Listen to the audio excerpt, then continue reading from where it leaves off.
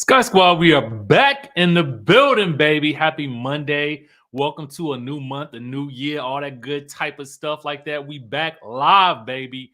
But I need somebody to tell me what I just watched last night because I'm still not quite sure what it is, which is going to affect my rating for this video. To those of you guys in the chat, thank you and welcome. I see you. I see you. I see you.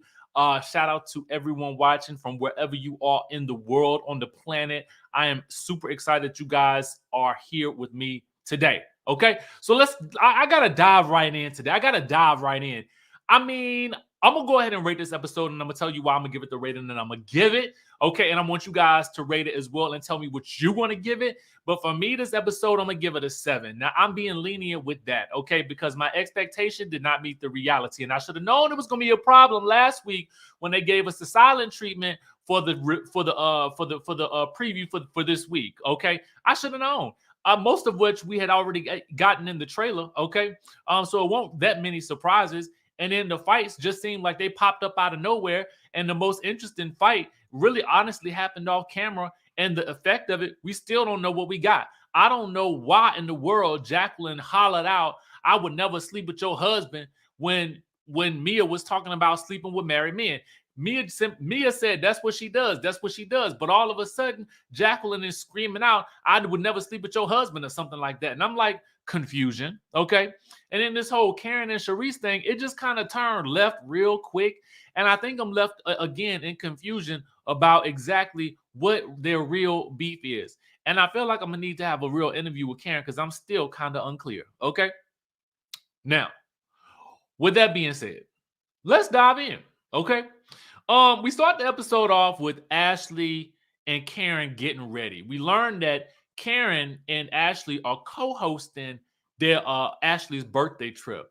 Now, it seemed to me like this episode was just thrown together. You know what I'm saying? And for the editors to have put in so much work on the previous episodes, it was a little bit of a disappointment that we didn't get any talk of this trip last week. We simply got a lot of the context or the subtext for this episode in flashbacks, i.e. Karen and Ashley planning this party together. Now, the thing about it is, the reason I say we needed more context is because here's the thing. Ashley and Karen have come a very long way. Y'all remember the times when they used to go at it back and forth. They used to be like cats and dogs fighting. So now to see Karen planning a party or a weekend festivus for Ashley down to the Mexico, it's just like, wow, what a 180. You know what I'm saying? So it would have been nice to have seen them spend some one-on-one time together. I think we might have seen maybe one scene. Was it this season or last season where Karen went to go see the baby or whatever? But that was about it. Okay. So I needed to see them come together a bit more. You know what I mean? Finesse me with it. Don't just throw me into the act. Anyway, they're going down ahead of time and they taking Wendy with them. Why? Because they know that most of the other girls are not getting along with Wendy. So they're going to take Wendy with them. They probably should have took Candace too, because Candace, I'm going to explain why I feel like they should have took Candace with them in a second. But I just feel like Candace is also very close to Wendy. So I feel like it would have also been nice to have her there as well. But also too, when we look at that seating chart on the plane and you got Candace sitting beside Gizelle on the plane, that don't make no sense to me. But we're going to discuss that when we get to it, okay? We're going to discuss it when we get to it. Toya says, this group is indeed for the confused and shut-ins. Bring it, Richie. Not the confused and shut-ins. Yes, Lord, yes. So I don't know. It was just a little strange to me. All right. We see Gizelle again, a whole other situation that just popped up out of the blue. Gizelle looks to be driving to the airport, but I don't know what she's driving in her automobile. Okay, and she's on the phone with Robyn. We discover that Gizelle had a biopsy because she has been having some fibroid issues. Now, is it just me? Or is this something that maybe we could have gotten a little bit more information on leading up to this? Because I felt like this scene also kind of humanized Gizelle in a way that we don't typically see her, right? Something is going on with her health-wise. And I don't know how many women out there experience fibroids, but I would wager a guess that there are quite a few women that experience this issue. And as a result, I feel like it would have been, I don't know, maybe interesting to follow that journey versus just kind of just throwing this in. I mean, it was just like, oh wow, okay, wow, I didn't know that. Ease us into it. This I feel like this is something that she's been dealing with, and we've heard not here nor there of it. You know what I'm saying? And granted, she may have wanted to keep it private because it is a health matter, but dang, I mean, a reality show featuring your actual reality, how novel is that? You know? So they then, they get into, and she may have to have a hysterectomy or something of the sort. Again, that's a huge thing. Why are we just getting this thrown into this? You know what I'm saying? And again, that's what makes it so interesting, because Gizelle, as Charlotte points out, is known for not really telling her business. So to get this extremely human aspect of someone who typically plays the role of the town crier or the gossip, it would, to me, I felt like this was a missed opportunity to really dive into something of real substance for this woman that we have followed since the beginning of this show. Okay, that's big. That's major to me. I just don't get why we why we haven't really gotten more into that. But again, it's her health business, so I cannot complain too much about it, because that is her choice about whether or not she wants to disclose that or not. And I would never, as a producer, make somebody push this issue if they didn't want to push that issue. But I think about Kimmy on Love and Marriage Huntsville, and how many people, as she has posted about, how that have gone to go and get, mammograms as a result of hearing her story. To me, it just makes it just makes these moments that much more relatable. You know what I'm saying? Simply Shamar says Gizelle reports the news, she doesn't make it. I mean, that's really it right there, unless it's about Jamal. Okay. Thank you for that super chat. Also, they're recapping Karen's live show. Okay, they said it was confusing, weird, too many people involved, and they upset that Charrisse was not invited. Who cares? I mean, honestly, really, who cares? It's her show. She can invite who she want to invite. At the end of the day, the woman don't like Charrisse. Y'all trying to force Charrisse down this woman's throat. At the end of the day, I mean, if Charrisse really want to have a conversation with Karen, she need to have a conversation with her, and she need to call her up one-on-one and sit down and have a real ponderosa. But all of this hemming and hawing with Gizelle and Robyn, trying to force Charrisse down her throat like somebody's parents trying to stuff some peas down their throat. I just feel like, no, like, don't nobody have time for this. If she don't want to interact with the woman, she don't have to. It is what it is. Let them go. Katie was invited, but she ain't come. You know what I'm saying? They ain't complaining about that. Meanwhile, and if she did come, we ain't see her. Then they talk about Charrisse dropping the video with Karen and Mia bumping boobies down to the Miami, which, I mean, honestly, why was that a thing anyway? Everybody that was there saw it, so who cares?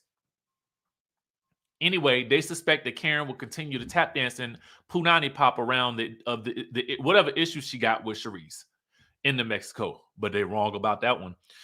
Anyway, Robyn, speaking of dancing and tap dancing and punani popping, she's with the kids and Juan. And is it just me, or did her hair look great in that scene? It might have been just me, but I did think her hair looked great in that scene. That's a real a digression. Okay. Anyway, she wants to talk to the kids about this wedding. Okay, they're going to have the wedding. I don't know. The kids want to go down to Jamaica. Robyn want to go down to the Chesapeake Bay. They just went down to the Chesapeake for their trip last year. Girl, if you don't get to the courthouse, why are you going to the Chesapeake Bay? You live, okay, so this baffles my mind. Now, people are grown, they could do what they want to do, but this wedding and this engagement has been the most anticlimactic storyline since Heather's Black Eye, okay? And to be quite honest with you, I don't even watch Salt Lake City this season. And so that just tells you again how non-existent this wedding storyline is. However, what I would have liked to have seen, which is a missed opportunity, is Robyn seems to be a poor planner. And I say that with no malice at all. She seems to be a very poor planner and very haphazard with things of that nature. Wouldn't it have been fun to try to see her plan a big wedding all season and to see her haphazardly go through the motions of doing so? That would have made it all that. Now, see, that would have been a storyline. But instead, she wants to go and fly down to, well, not fly, drive down in a caravan, not even a caravan, just put the kids in the car and drive down to the Chesapeake Bay, about 30 minutes away. Girl, if you don't take this man down to the Jamaica, make it into some paradise type wedding or something like that. Give us something instead of the nothing that you've been giving us these past 2 seasons with regards to this wedding. Okay, I'm over it. I'm over it. Over it. And to add insult to injury, you are only going to the Chesapeake Bay. Why ain't you gonna tell your mama, and why ain't you gonna have your mama and your daddy be a part of it? You know your mama want to be a part of that wedding. Y'all ain't going nowhere. You might as well have mama come on down. I mean, what? What's the problem? What's the holdup? Okay, I can see if you didn't want to bring mama down to Jamaica because that's a whole another 2 tickets you got to buy. Okay, but all you got to do is mama can drive down there. Okay, I know she can. I know she can. Mama and daddy can hop up in that car and drive down. I'd be mad if I was mama too. You getting married right down the street and you ain't going to have me at your wedding. Girl, something is wrong with you. Okay. Meanwhile, Mia is at home working at the desk. Okay. She's trying to work around this trip. She needs G to go to a function for the kids. Okay. Jacqueline, we learned, is upset because she wanted Mia to get a nanny for the trip. Now, is it just me? But if Jacqueline's sister is the nanny for Mia, girl, why don't you just call your sister? Okay. That to me would be the easiest thing. Listen, girl, okay, you my sister. So how about I pay you a little extra to watch my kids too? Okay. Unless you're gonna be watching the kids at Mia's house. But at the end of the day, I mean, that's your sister. You call her. Or find, I mean, can't you find somebody else? I don't know. I don't know how these things work because I'm not a parent. I'm not a single parent. So I can't say. All I got is a dog. Okay. And one of my dogs is with my mama. So I got 2 dogs, one with me, one with my mama. So I might not be the best person to really talk about this, and I readily admit that. But to me, it seems like, why don't you just call up your sister and say, "Girl, can you add on some extra kids to this plate?" Okay, Mia can, and I understand. Maybe Mia is tired of having her kids over at her house all the time. But I mean, the way the families seem to be commingled, it might as well. Ain't nobody gonna be there anyway. But what, Gordon gonna be there? The nanny gonna be there? The kids gonna? Why not? Throw them all together. You know what I'm saying? I mean, if you look at it like this, the way Mia and Jacqueline act, they act like sisters. You might as well have your cousins over there. I mean, it's not like y'all gonna be gone for that long. I mean, I don't know. Is it just me? I don't know. Maybe it's because this is Jacqueline's sister. That's why I'm kind of looking at it. Girl, call your sister up. I don't know. Or maybe they got too many dealings with each other. You know what I'm saying? Maybe it's too much intertwined. I do feel like as we get older, we do need to have a bit of separation from our friends and stuff like that. So maybe Mia ought to find a different babysitter and let Mia's sister, babysit Jacqueline's kids. I don't know what the situation is, but none of this seem like it's warranted for the biggest argument that they've ever had in their friendship. It don't seem like it make no sense to me. But I digress. Ashley and Karen, I missed the super chat. Hold on for a second. I know I'm doing a lot of ranting and raving, but I can't help it today. Anyway, thank you, Speak with your girl Marcella. I appreciate you. Love your commentary. Hey, Richie. Hey, boo. How you doing? Now, okay. Ashley, Karen, and Wendy arrives at the airport to fly out. By the time they get to Mexico, they got Coronas in the car because Ashley like a Corona and whatnot. To me, a Corona is nasty. It just tastes nasty to me, and I know that probably I'll never get a Corona sponsorship, but I got to tell y'all the truth. That stuff tastes nasty to me. It tastes like, I mean, in my mind, it tastes like what I would imagine pee to taste like. And I know I'm getting too graphic with y'all, but I just can't do it. But I guess that might be better than a White Claw. Do y'all drink White Claws, or is that for? Never mind. Anyway, meanwhile, Gizelle, Robyn, Charrisse, Mia, Candace, and Jacqueline all arrive and fly out together. apparently there was an argument betwixt Mia and Jacqueline in the first class. Now let me pull up the diagram so that you guys can take a look, see, okay? And excuse Karen for being in the middle, but I thought this was a great thumbnail idea, so I did it, okay? And so um as we see from this diagram here, okay, you see Candace, as I stated earlier, probably should have went ahead with Wendy because that's her girl.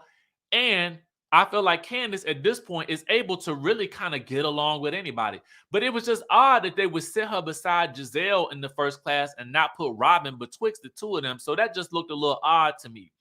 Meanwhile, why would Jacqueline and well, I guess Jacqueline and Mia wouldn't be sitting beside each other because they mad at each other right now. So you got Charrisse in betwixt the two of them. So imagine this, Mia and Jacqueline. While listen, let me tell you something. While we up in first class, I don't want to hear no arguing. Okay. If you take the arguing back down to the back, okay, down to the back, okay. You take that back to the back, and the coach, not just the regular coach, you take it to the back to the coach with a bathroom at, okay? Arguing in first class is strictly forbidden. I don't want to hear it when I'm in my first class because I'm paid my money to spend it and be in comfort and in luxury. And you arguing like two bitter betties is disturbing my peace, okay? So they apparently arguing about the whole nanny situation. And I'm like, oh, apparently the nanny was looking for Jacqueline's kids. I don't know where the kids were, if they were playing hide and seek. Where the kids go? Are they driving somewhere? How don't nobody know where the kids are? Mia feels like Jacqueline needs to take responsibility for her own kids. Jacqueline feels like, well, it takes a village to raise kids, but Mia wouldn't know anything about that because she got a nanny, okay?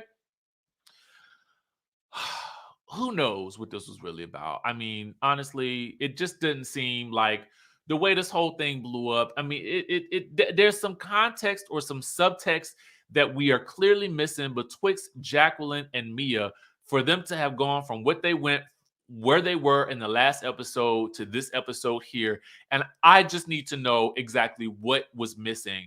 Production, it is your job to tell this story in a way that makes me understand what exactly led to this big of a brawl down to the first class, okay? And I'm calling you out, production, because again, you are the storytellers. There are story producers who are in charge of helping us effectively understand the who, what, and why certain things are occurring in the way that they are occurring. And when something seems confusing, this is why you have to have some quality assurance. Have someone watching in quality assurance to say, hey, we don't understand why this argumentation is happening right now. So I'm going to need you to sit these girls in a confessional and have them really describe accurately to me and the audience exactly what is going on. Because otherwise the audience will be confused, and thus we were. All right. Meanwhile, down to the Mexico, Ashley is unpacking vibrators and other things for the ladies. And the other ladies get in the Sprinter van. For some reason, Candace is interested in, discovering her own, hoo-ha or whatever. So she wants to really, discuss who looks at each other's hoo-has and things like that. And I don't know if this is a real, a directed at Mia and Jacqueline type situation, but don't either one of them say nothing because they mad already. Robyn suggests letting Candace, Mia, and Jacqueline just go into the gynecological office over there and make their own discoveries and whatnot. So I thought Robyn was right shady for that. Okay, I thought she was right shady for that because I felt like Candace was on a mission of self-discovery. You know what I'm saying? And there ain't nothing wrong with looking at your body, discovering what you got down there. You know what I'm saying? Take a look, see. Maybe it's, do women not look at their hoo-has? Because I feel like, man, we know what we know what we're looking at. We see it, okay? But is it different for women? And that's just a general question. Feel free to chime down in the chatterization if you do not spend time looking at your hoo-ha the way men probably, spend time looking at their, thing. You know what I'm saying? See what is going, see what you're working with. That's what you do. It is. Let's be real about it. It is what it is. We all look down there. We're gonna keep it real because this is the family chat. We're gonna keep it real. That we all look down there, right? Now, don't we? I feel like you're supposed to. Yeah, look on down there. See what's going on. You want to make sure everything's right in the world. Meanwhile, on the van, they discuss Karen and Charrisse. Apparently, Mia told Charrisse that Karen said that Charrisse brought a dark cloud over the group. Okay. I wouldn't say she's brought a dark cloud over to the group, but I would also not say that she brought a lot to the group so far. Okay. Again, I don't dislike Charrisse. I think that she could be very useful. But for whatever reason, we don't really get a lot of her input in the situations. She's, again, just kind of there in the background, like this painting. Okay. And I feel like that's also maybe the fault of production for not really having her chime in on things and really be a major part of the storyline other than chasing Karen around. Okay. Anyway, the group arrives. They're whisked away to the Amber Room for a happy birthday surprise for Ashley. There's cake. Mia don't want to sit beside Jacqueline, and they talk about how bad their fights have been or whatever. And in the moment, I thought that Mia was maybe joking about all of this. But for some reason, Jacqueline is like livid, okay? She is not feeling Mia. Now, Jacqueline feels like Mia is very controlling, and Karen is like, well, is she, give me more details. Is she controlling? Will she turn on you if you don't do what she says? Because Karen's still mad about Mia hopping up on that mic at her jamboree. And so Jacqueline says that Mia needs some more clunker in her life. You know what I'm saying? She needs some more, clunker in her life. And so Mia says, well, you would know. You want to go there? You feeling yourself too much. You better back down. And Jacqueline's like, you better back down. And so then Mia says, out of the blue, you need to keep your legs closed to married men, B. And I'm like, now where that come from? Now why the married man up in it? So at that point, Mia's like, well, that's what she does. That's what she does. And for some reason, this is a dart that hit Jacqueline in the heart. We don't know why. We don't know how. We don't know what the past was. We don't know what the stories with the married men is. All we know is Jacqueline jumps up and screams, I'm effing done with you. Now, I wrote in my notes there seems to be some underlying meaning behind all of this. But again, this is something that needed clarification, and they did not insert it in the episode, okay? And so Jacqueline says, I have fought with you for years. I have fought with you and for you for years. I would never sleep with your husband. Everybody in the group is like, now, how the husband get in it? How is Gordon up in this mess? Nobody was talking about him unless there is something that, again, everybody is missing. Everybody in the episode was confusion. I was confusion. I did a poll on Instagram last night. Everybody on Instagram was confusion. I ain't get it, okay? I don't get it. I do not get it. Now, I read some people was putting in the comments that the argument seemed fake. I don't know. To me, the way Jacqueline was, emotional, I don't feel like that was fake for her. I felt like whatever she had going on was something that was bubbling up deep inside of them. And I feel like this is how friends and relatives have deep-seated underlying issues that they don't really ever address. This is what that felt like. But again, because we don't know the facts and the details surrounding it, we have no idea I don't know how I'm supposed to feel. How am I supposed to feel? What I did enjoy seeing is, the ladies, especially Candace and the ladies were really trying to, it really did seem like the ladies were like, y'all need to fix this. Like Candace is really in Mia's ear, go, your girl is crying, get over there. And I got to tell y'all, Candace is winning me over this season. It almost sometimes feel like she be the most rational person in the building. Okay. Just in terms of how she's moving, I like it. She seems, this seems like somebody who is just like, yo, why would you fall out with your friend? I don't even know if she and Mia are getting along like that, but for her to have tried to fix the issues, I just felt like it just screamed, wow, I love seeing this growth in Candace.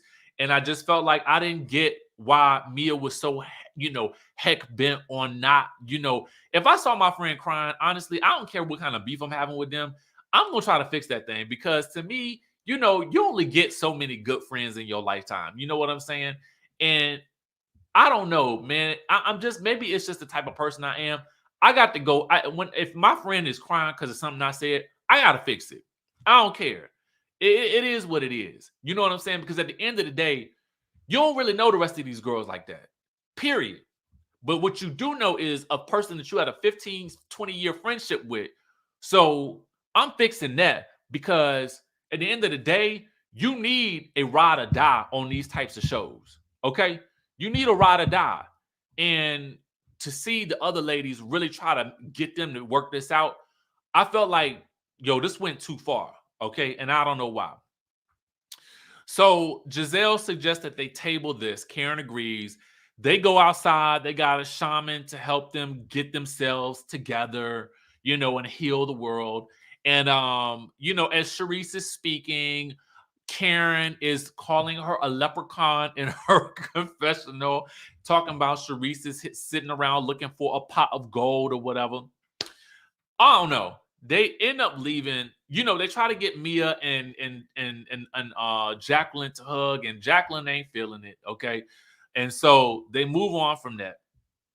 It's time to head to their room. They discover their gifts.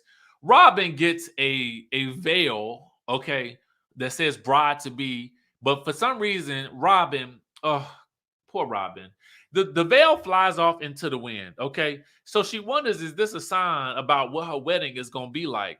Now, again, imagine if Robyn was planning an actual wedding, like a 200+ people wedding, and she had all of these shenanigans going wrong. That would be a good story. But the fact of the matter is, you're going down to the Chesapeake Bay, your parents ain't coming, the veil flew off, I don't care. So anyway, everybody gets down. They go downstairs for dinner. Apparently, again, yet another story that we haven't gotten about Gizelle. She was on a date with a man and Ashley spotted him. Now, apparently, this man is Steve. She's known him for 30 years. We saw him 3 years ago in New Orleans, and maybe we didn't see him. I don't know, because production might have cut it out. And anyway, it doesn't really matter. She's just looking for some D and some laughs anyway. So she ain't looking for nothing serious. But at the end of the day, I'm still mad because I'm like, yet again, Gizelle is in another situation. We don't know nothing about it. We'll get nothing about this woman's life. And the only reason we got it was because Ashley spilled the tea. Had Ashley never spilled the tea, we wouldn't have known. And it would have been just like I suspected. Gizelle comes in the show, clocks in, does her work, and then goes and lives her life off in private. And we don't know nothing about it. Okay. Anyway, all the ladies start coming on in, and Robyn arrives last, and she does look amazing. I will give her that. I felt like Robyn looked good. All besides that one point in time where the camera zoomed in, and producers also shady. The camera had zoomed in on Robyn, I think, when they was outside and they showed the little tape-in track or whatever like that. I was like, now production, y'all could have cut that out, okay? And added in some context, okay? So anyway, Robyn tells them she lost the veil, and Karen's commentary, it sent me over the river and through the woods. Okay. Karen says even the veil knew to get the F out the room with this fake wedding and this fake ring. I said, oh, Karen. Karen is not letting her foot off Robyn's neck this year. Okay. She is not letting her foot off Robyn's neck. Okay. Kiki says Robyn is never getting married to Juan or anyone. Mind you, there was it wasn't supposed to be July when they was getting married. Did they get married in secret down to the Chesapeake Bay? Did they even go to Chesapeake, or did they just go to the Justice of the Peace? I don't know. Anyway, Gizelle has a confession. She says Charrisse posted the video of Karen because she didn't get invited to the live show. Karen is really annoyed that Charrisse continues to beg to be friends with her. And Charrisse says, I just want you to be a woman and say woman to woman, Shirley, okay, why you don't want to be friends, okay? Karen says, girl, nobody has talked about you in years. So Charrisse feels upset about Karen not being there for her when her father died. You can watch Carlos King's interview with Charrisse to also hear her say that. Now, Karen says, well, I text you condolences, but I gave you what I could because I was also dealing with my own parents, okay? So Charrisse then mentions that she came to Karen's mama's funeral. At that point, Gizelle also, I don't know if you heard it, chimed in and said it too. And I think Karen told Gizelle to pipe down or whatever. But I think the mention of I had to go back and watch this 3 times to really understand. I feel like the mere mention of the word mama and funeral sent Karen over the edge. Charrisse didn't really say anything about Karen's mama, but she did say mama and funeral. And I think it's just like when somebody says something and they say the word your child. I think all you see is red because Karen gets up and what you will not do, okay, is talk about my mother, okay? And I'm thinking to myself, well, that sure did turn left down into Boone's Alley real nice and quick. How did we get here? Why are we screaming about the mama? So then Charrisse, I wish the F you would. She gets up and she starts doing her thing, huffing and puffing, and everybody's huffing and puffing and beating the table. And I still don't quite know why it's all happening. And of course, we get the to be continued. Y'all know what? I'm so through with this.